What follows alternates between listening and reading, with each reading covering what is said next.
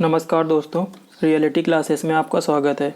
इस वीडियो में हम लोग अपना नया टॉपिक स्टार्ट करेंगे। एलिमेंट्री साइंस मतलब सामान्य विज्ञान। तो इसमें 3 पार्ट हैं, भौतिक विज्ञान, रसायन विज्ञान और जीव विज्ञान। वैसे तो तीनों विज्ञान बहुत ही ब्रॉड हैं, मतलब एक एक इनकी बुक अलग से मोटी मोटी हो जाएगी यदि पढ़ने को बैठा जाए, लेकिन हमको तो केवल 5 नंबर के लिए पढ़ना है। तो बस इसमें वही पढ़ना है जो इम्पोर्टेंट है और एक कॉमन, मतलब विद्यार्थी को इनको मतलब वो पॉइंट जो आने चाहिए। बहुत डीप में की कोई चीज़ नहीं पढ़नी है। सीधी सी बात है, एलिमेंट्री लिखा है ना, तो जनरल साइंस जो सामान्य विज्ञान के अंतर्गत एलिमेंट्री लिखा है ना सभी में। प्रारंभिक भौतिक विज्ञान, प्रारंभिक रसायन विज्ञान और प्रारंभिक जीव विज्ञान। तो मैं आपको वो कंटेंट प्रोवाइड कराऊंगा यहाँ पे जिनसे मतलब जिन जिन टॉपिक से सब क्वेश्चन बनने के चांस सबसे ज़्यादा रहते हैं। और मैं आज भौतिक विज्ञान स्टार्ट करूंगा और उसमें इलेक्ट्रिसिटी। लेकिन उससे पहले मैं आपको दिखाता हूँ कि पिछली बार जो 2 पेपर बने थे तो 10 क्वेश्चन आए थे ना, 5-5 क्वेश्चन, मतलब दोनों पेपर में वो क्या थे। तो इससे आपको समझ में आएगा कि आपको पढ़ना क्या है। हमेशा आज के टाइम में मैटर इतना अवेलेबल है कि लोग घुस घुस के पता नहीं क्या क्या पढ़ते रहते हैं, और जब पेपर आता है तो उसमें सिंपल चीज़ें आ जाती हैं तो वो गलत हो जाती हैं। तो आपको कम पढ़ना है और उसको बार बार रिवाइज करना है। देखिए, जो पहला पेपर आया था शिफ्ट 1 में, उसमें पहला क्वेश्चन था, साइंस की बात कर रहा हूँ, 5-5 क्वेश्चन जो हैं, ठोस चालक में धारावाहक होते हैं। मैं क्वेश्चन लिखा है, ऑप्शन नहीं लिखे। दूसरा क्वेश्चन था, प्रकाश वर्ष किसके मापन की इकाई है। तीसरा था, ब्लीचिंग पाउडर का रासायनिक नाम क्या है। चौथा था, 18 कैरेट सोने में प्योर गोल्ड मतलब सोने का परसेंटेज वो कितना होता है। और 5वां था, संतरे में बहुतायत में होता है मतलब कौन सा विटामिन पाया जाता है। आप समझ लो 5 क्वेश्चन ऐसे आए। इसके लिए आपको साइंस में 3 साइंस पढ़नी है। कितना आपको पढ़ना है। चलो, दूसरा जो शिफ्ट 2 हुआ था उसके 5 क्वेश्चन देखो लिखे हैं। प्रतिरोध की एसआई इकाई क्या है, मतलब प्रतिरोध के एसआई मात्रक पूछ रहा है। ओम। नींबू का खट्टा स्वाद इसमें से किसकी उपस्थिति के कारण होता है। कर्कटजनक रसायन क्या होता है, क्या उत्पन्न करते हैं। तो उसमें सीधा सा ऑप्शन का आंसर था। त्वचा की ऊपरी सतह क्या कहलाती है, एपिडर्मिस कहलाती है। बिजली का प्रवाह सर्किट में कब होता है, जब सर्किट क्लोज होता है। बिल्कुल, देखो कितने आसान क्वेश्चन आए थे। तो आपको बस ये ध्यान रखना है कि आपका जो एग्ज़ाम है ना वो किस लेवल का है। कुछ भी यदि अनाप शनाप पढ़ते रहोगे ना तो आपका नंबर आएंगे नहीं। चलिए सब लोग हम लोग शुरू करते हैं। तो आज के दिन इलेक्ट्रिसिटी को कवर करेंगे। सबसे ज़्यादा इम्पॉर्टेंट फिजिक्स के अंतर्गत ये इलेक्ट्रिसिटी ही है। तो इसमें हम सबसे पहले फ्यूज़ देखते हैं। फ्यूज़ जो होता है ना, देखा होगा लोगों ने, जो बोर्ड होते हैं ना उसमें एक हल्का सा तार होता है, एक मतलब सिलेंड्रिकल एक प्लास्टिक का होता है, उसके अंदर एक तार जोड़ देते हैं। तो बस ये क्या करता है कि जब ज़रूरत से ज़्यादा इलेक्ट्रिसिटी जो वोल्टेज बढ़ जाता है तो ये अपने आप पिघल जाता है, तो जो सर्किट है वो ब्रेक हो जाता है। तो फ्यूज का काम यही है। तो इसको इस तरह से क्वेश्चन पूछ सकता है जैसा यहाँ पे 2 लिखा है। यह एक सुरक्षा युक्ति है जो परिपथ की क्षति तथा संभावित आग के प्रति सुरक्षा प्रदान करता है। जब करंट ज़्यादा बढ़ जाती है सर्किट में तो ये फ्यूज पिघल जाता है। तो पिघल जाएगा तो सर्किट ब्रेक हो जाता है, तो जो बाकी ऑपरेटर्स जुड़े हुए हैं ना वो फ्यूज होने से बच जाते हैं, मतलब उनको कोई हानि नहीं पहुंचती। और आग भी लग जा सकती है जब ज़्यादा करंट बढ़ जाएगा। तो यह सर्किट में विद्युत धारा के प्रवाह को सीमित करने के लिए उपयुक्त होता है। वही हो गया ना कि ज़्यादा धारा प्रवाह होगी तो अपने आप ही मेल्ट हो जाएगा, तो सर्किट ब्रेक हो जाएगा, तो धारा बहेगी नहीं। विद्युत चालक, तो विद्युत चालक वो होते हैं जो अपने पदार्थ अपने अंदर से विद्युत धारा का प्रवाह होने देते हैं। कुचालक वो होते हैं जो अपने अंदर से विद्युत धारा का प्रवाह नहीं होने देते। हर्ट्ज ने फोटो इलेक्ट्रिक प्रभाव की घटना की खोज की थी। तो ऐसे आएगा कि किसने फोटो इलेक्ट्रिक प्रभाव की खोज की थी, तो ये थे हर्ट्ज। फोटो सेल प्रकाश ऊर्जा को विद्युत ऊर्जा में बदलता है। फोटो सेल यही होते हैं जो सोलर पैनल होते हैं ना, इसमें कई सारे फोटो सेल यूज होते हैं। तो इसमें जब धूप पड़ती है ना तो ये प्रकाश ऊर्जा को विद्युत ऊर्जा में बदलते हैं। विद्युत मोटर, जो मोटर होती है ना वो विद्युत ऊर्जा को यांत्रिक ऊर्जा में बदलती हैं। कन्वर्ट करने वाले क्वेश्चन अक्सर पूछ लिए जाते हैं, इसलिए मैंने यहाँ पे रखे हैं। बल्ब के फ्यूज होने पर उसका तंतु टूट जाता है। कई बार पूछते हैं ना कि बल्ब का फ्यूज होने का मतलब क्या है, फ्यूज हो गया, तो उसमें जो तंतु यूज होता है ना, एक देखना हल्का सा तार यूज होता है। ये उनकी बात हो रही है जो 100-200 वाट के बल्ब आते थे पहले, पीली रोशनी वाले। तो उसमें आप देखोगे तो एक ऐसे तिरछा एक तार होगा और दो तरफ से वो सपोर्टेड रहता है, तो वही तार ब्रेक हो जाता है तो उसको बोलते हैं कि बल्ब फ्यूज हो गया। और जो ये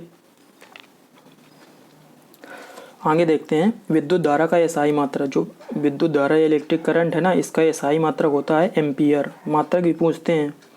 विद्युत वाहक बल प्रति इकाई आवेश ऊर्जा को दर्शाता है। जैसे पूछेगा कि प्रति इकाई जो आवेश है ना उसमें कितनी ऊर्जा है, तो उसी को बोलते हैं विद्युत वाहक बल। किसी चुंबक की चुंबकीय शक्ति बीच में सर्वाधिक होती है, बोल देगा। बहुत ही ऐसे नॉर्मल बोलचाल की भाषा वाले क्वेश्चन पूछेगा कि जो चुंबक है ना उसका जो चुंबकत्व तो सबसे ज़्यादा किस जगह होता है, तो बीच में होता है।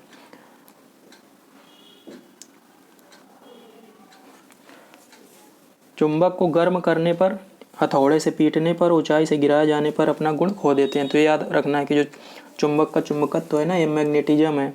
वो उस चुंबक को गर्म कर दोगे या हथौड़े से पीटोगे या बहुत ऊंचाई से गिराओगे तो ये इनका चुंबकत्व है वो खो जाएगा, ख़त्म हो जाएगा।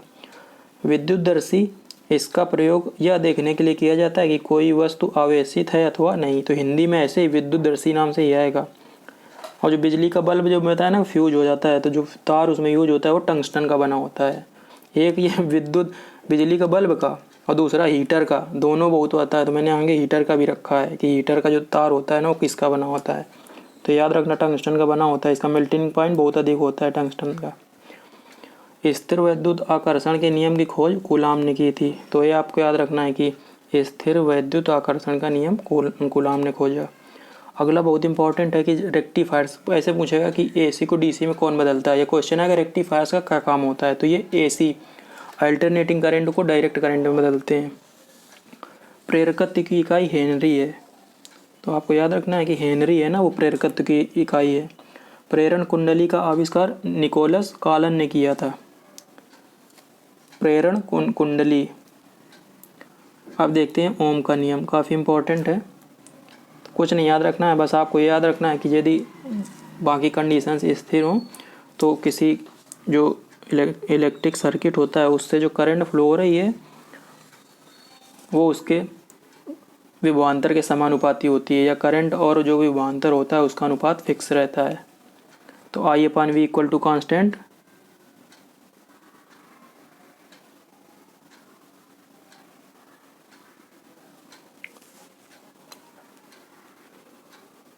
ये यहाँ पे अब गलत हो गया है, यहाँ पे ना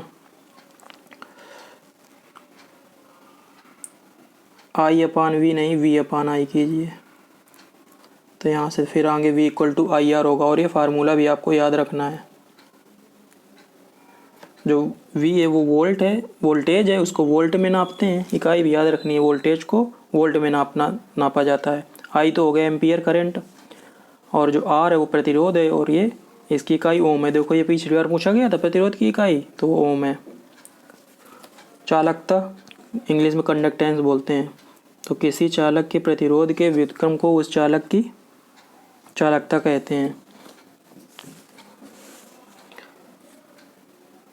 तो यदि 1/R कर देंगे तो 1/R हो जाएगा चालकता, कंडक्टेंस। बहुत ही इम्पोर्टेंट है। और इसको कंडक्टेंस को हम लोग MHO इससे मेजर करते हैं। ये यूनिट है, तो यूनिट भी पूछते हैं। और इसकी SI यूनिट भी पूछ सकते हैं कि इस SI यूनिट क्या होती है। तो चालकता की SI यूनिट होती है सीमेंस। कंपनी भी है एक, सीमेंस का नाम सुना होगा। अब हम लोग देखते हैं विशिष्ट प्रतिरोध, मोस्ट इम्पॉर्टेंट है। पता नहीं कितने एग्जाम्स में जो फार्मूला लिखा है ना इस पे, ये तो बिल्कुल यूनिवर्सल फार्मूला है। कितने एग्जाम्स में इससे क्वेश्चन बने हैं। तो विशिष्ट प्रतिरोध यहाँ पे हम लोग पढ़ेंगे। तो किसी चालक का प्रतिरोध उसकी लंबाई के अनुक्रमानुपाती और उसके अनुप्रस्थ काट के क्षेत्रफल के व्युत्क्रमानुपाती होता है। अनुप्रस्थ काट का मतलब जैसे एक तार है ना, तो उसको ऐसे आप 20 से काट दो तो 2 क्षेत्रफल दिखेगा वो। तो R अनुप्रस्थ होता है लंबवत और अनुदैर्ध्य होता है समांतर। तो लंबवत काटेंगे तो उसको अनुप्रस्थ बोलेंगे। तो R मतलब जो प्रतिरोध है वो प्रोपोर्शनल, अभी ऊपर लिखा ना कि लंबाई के प्रोपोर्शनल है, तो R equal to L, R proportional to L upon A हो जाएगा, और प्रोपोर्शनलिटी का साइन हटाएंगे तो वहाँ पे आ जाएगा ये रो। तो R equal to rho L upon A, इसको आपको दिमाग में याद रखना है। इससे क्वेश्चन बन सकता है कि प्रतिरोध किस पे निर्भर करता है, लंबाई पे चालक की, और व्युत्क्रमानुपाती होता है उसके क्षेत्रफल के। इसीलिए बोला जाता है जब मोटा तार यूज करो तो मोटा तार यूज करने से ए की वैल्यू ज़्यादा होगी तो आर की वैल्यू कम हो जाएगी। लेकिन देखने में लगता है कि मोटा तार ज़्यादा इलेक्ट्रिसिटी कंज्यूम करेगा, लेकिन ऐसा होता नहीं है। यहाँ पे जो आर है ना वो एक कांस्टेंट है, और इसको ही बोलते हैं विशिष्ट प्रतिरोध, या इंग्लिश में स्पेसिफिक रेजिस्टेंस बोलते हैं। अब प्रतिरोधों का संयोजन देख लेते हैं, समांतर क्रम और श्रेणी क्रम। बचपन से पढ़ते आ रहे हैं, कुछ इसमें खास नहीं। समांतर क्रम में फार्मूला होता है 1/r equal to 1/r1 plus 1/r2। इसमें समांतर क्रम में जोड़े जाते हैं। परिपथ भी देखा होगा, इधर से बाएं से आप आए तो एक जुड़ा है, उसी के पैरेलल में दूसरा, उसी के पैरेलल में तीसरा, समांतर क्रम। और श्रेणी क्रम में एक के बाद एक के बाद एक ऐसे लगे होते हैं।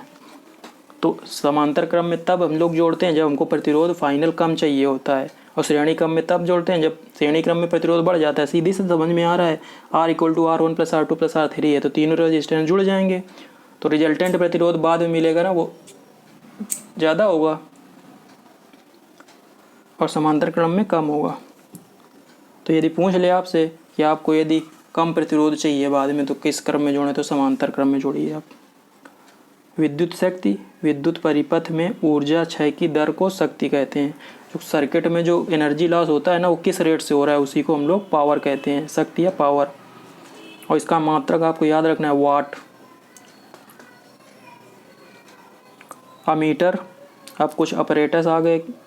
तो अमीटर है ना विद्युत धारा को एम्पियर में नापता है। और इसके नीचे जो 2 चीज़ें लिखी हैं ना इस बहुत ही इम्पोर्टेंट हैं कि जो अमीटर है वो हमेशा श्रेणी क्रम में जोड़ा जाता है सर्किट में, और जो आदर्श अमीटर है उसका प्रतिरोध 0 होता है। और वोल्ट मीटर 2 बिंदुओं के बीच वोल्टेज को मेजर करता है, और हमेशा वोल्ट मीटर को समांतर क्रम में लगाया जाता है, और इसका जो आदर्श वोल्ट मीटर होता है उसका जो प्रतिरोध है वो अनंत होता है। तो अब अमीटर और वोल्ट मीटर को कंपेयर करके देखोगे ना तो आपको समझ में आ जाएगा क्या है। फ्यूज है उसका एक कंपोजिशन भी आपको याद रखना है कि जो फ्यूज है वो टिन और लेड से बना होता है। टिन 63% होता है और लेड 37% होता है। जो फ्यूज है उसको हमेशा श्रेणी क्रम में जोड़ते हैं, और जो इसका गलनांक कम होता है, गलनांक कम इसीलिए रखा जाता है कि जैसे ही करंट बढ़े तुरंत ये पिघल जाए और जो सर्किट है वो ब्रेक हो जाए। गैल्वेनोमीटर, कितनी बार ये पूछा गया, यह परिपथ में विद्युत धारा की उपस्थिति को बताता है। किसी संसार मतलब ये बहुत हल्की सी करंट को भी पहचान लेता है, तो इसमें डिफ्लेक्शन आता है। देखो इसमें नीचे लिखा है कि इसकी सहायता से 10⁻⁻6 एम्पियर तक की धारा को माप सकते हैं। शंट यह एक अत्यंत कम प्रतिरोध वाला तार होता है, आप ये समझ लीजिए। और इसमें 2 पॉइंट ये आपको याद रखने की, शंट को गैल्वेनोमीटर के समांतर क्रम में लगा के एमीटर बन जाता है, और गैल्वेनोमीटर के श्रेणी क्रम में यदि एक उच्च तार प्रतिरोध का तार लगा दें तो वोल्ट मीटर बन जाएगा। देखो लिखा है ना वोल्ट मीटर में इसका प्रतिरोध अनंत होता है, तो जो गैल्वेनोमीटर है ना उसमें उच्च प्रतिरोध वाला तार श्रेणी क्रम में लगाएंगे तब वो वोल्ट मीटर बनेगा ना, ये आपको याद रखना है। तो शंट होता है वो कम प्रतिरोध का तार होता है, तो इससे क्या बनेगा अमीटर, और गैल्वेनोमीटर के समांतर क्रम में जोड़ के।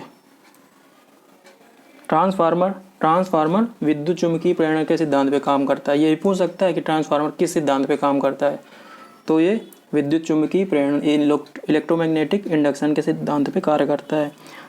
और यह दोनों काम करता है। एसी जो हाई वोल्टेज एसी है उसको लो वोल्टेज एसी में कन्वर्ट करेगा, ये लो वोल्टेज एसी को हाई वोल्टेज एसी में कन्वर्ट करेगा, दोनों चीज़ें करता है। एसी ही है यहाँ पे, अल्टरनेटिंग करंट, डीसी नहीं है कहीं, और ये दोनों काम करता है। तो ये केवल एसी में ही काम करता है ट्रांसफार्मर, याद रखना है।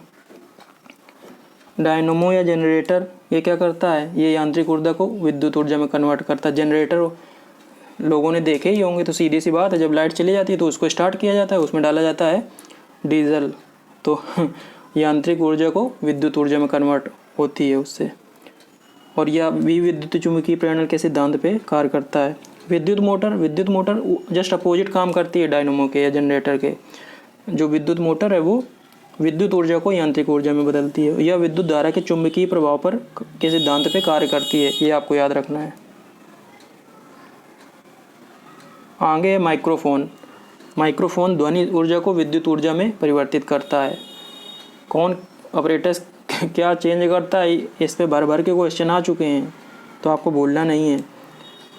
और यह भी विद्युत चुम्बकीय प्रेरण के सिद्धांत पे कार्य करता है।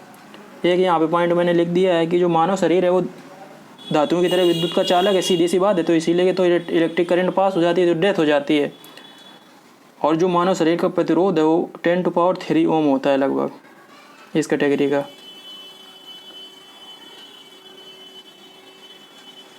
अब कुछ पॉइंट मैंने लिखे हैं, इन पे क्वेश्चन पहले बन चुके हैं, तो वो डायरेक्ट मैंने पॉइंट लिख दिए हैं। तत्वों में चांदी की चालकता सर्वाधिक होती है। आपका क्वेश्चन पूछेगा कि इनमें से किसकी चालकता सबसे अधिक है, तो सोना, चांदी, हीरा जो भी दे उसमें, तांबा, एल्यूमिनियम, सबको चांदी सिलेक्ट करना है। सोना धोखे से भी सिलेक्ट मत करना, दिमाग में रहता है ना कि सोना चांदी से ज़्यादा, ना, चांदी सिलेक्ट करना है। बिजली के हीटर में नाइक्रोम का प्रयोग होता है, तो ये दो पता नहीं कितने बार पूछे गए हैं। बिजली का जो बल्ब होता है उसमें टंगस्टन का तार यूज होता है, जो बिजली के हीटर होते हैं उसमें नाइक्रोम यूज किया जाता है। वो जो नाइक्रोम का बना होता है वो बिजली का हीटर में जो कॉइल बनी होती है। हीरा विद्युत का कुचालक है, इंसुलेटर है, ये आपको याद रखना है। जो डायमंड है ना उससे भी इलेक्ट्रिसिटी पास नहीं होती क्योंकि इसमें फ्री इलेक्ट्रॉन्स नहीं होते। एक्चुअल में जो सॉलिड्स होते हैं उसमें जो इलेक्ट्रिसिटी फ्लो होती है वो फ्री इलेक्ट्रॉन्स की वजह से ही होती है। ग्रेफाइट विद्युत का अच्छा चालक है। ग्रेफाइट एक नॉन मेटल है अधातु है, लेकिन फिर भी ये एक चालक है, तो ये एक्सेप्शन है, इसलिए मैंने यहाँ पे रखे हैं। अब ये मैंने लिख दिया है, कई बार ऐसा भी क्वेश्चन पूछ लेता है कि ट्यूबलाइट के साथ प्रयुक्त तो जो चोक है ना उसका क्या काम होता है, तो चोक जो है वो एक प्रेरक का काम करती है। तो क्या करती है, ये उच्च विभव मतलब वोल्टेज को उच्च करने के लिए प्रेरित करती है। बस इसका सीधा सा ये काम है कि एक प्रेरक का काम करता है, उच्च विभव उत्पन्न करने के लिए प्रेरित करती है। अब हम लोग लास्ट में देखते हैं सुपर कंडक्टर और सेमी कंडक्टर। तो जो सुपर कंडक्टर्स होते हैं उनका जो प्रतिरोध है ना वो यदि टेम्परेचर काफ़ी नीचे चला कर दें तो उनका जो रेजिस्टेंस या प्रतिरोध है वो शून्य हो जाता है, तो वही सुपर कंडक्टर्स कहलाते हैं। अर्धचालक काफ़ी इंपॉर्टेंट है और इनके एग्जाम्पल भी याद रखने हैं। तो अर्धचालक क्या होते हैं, ये चालकों से विपरीत होते हैं। इनकी जो ताप बढ़ाएंगे ना तो चालकता बढ़ती है और ताप टेम्परेचर घटाने पे तो चालकता है ना वो घटती है। जबकि जो सुचालक होते हैं ना कंडक्टर्स, उनका टेम्परेचर बढ़ाओगे तो उनका जो चालकता है वो कम होगी, ये आपको याद रखना है। और एग्जाम्पल 3 मैंने लिखे हैं, कार्बन, सिलिकॉन, जर्मेनियम। तो आपको सिलिकॉन और जर्मेनियम परफेक्ट एग्जाम्पल हैं सेमीकंडक्टर के, इनको याद रखना है। परम शून्य ताप पर अर्धचालक अचालक की भांति कार्य करते हैं। यदि परम शून्य ताप कौन सा हो गया, परम शून्य ताप बोलते हैं -273 डिग्री केल्विन को। तो इस पे